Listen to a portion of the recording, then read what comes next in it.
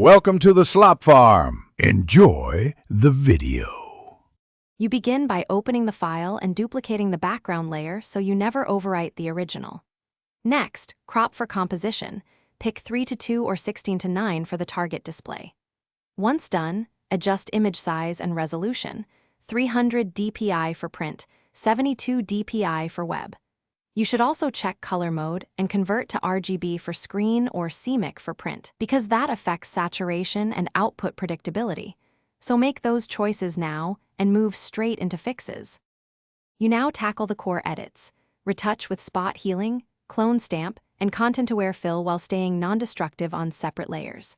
Then add adjustment layers like curves, levels, and hue/saturation to shape tone and color, and mask them to limit changes precisely. Once done, convert layers to smart objects before applying filters so you can tweak later.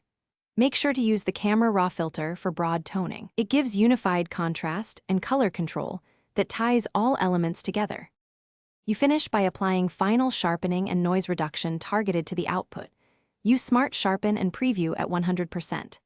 Next, export via Save As or Export As, selecting JPEG, PNG, or TIFF and embedding the correct color profile.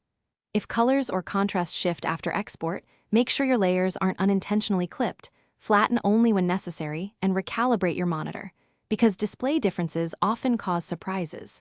Finally, review at the intended size and platform to confirm the. Thanks for watching. Consider subscribing if we helped you today.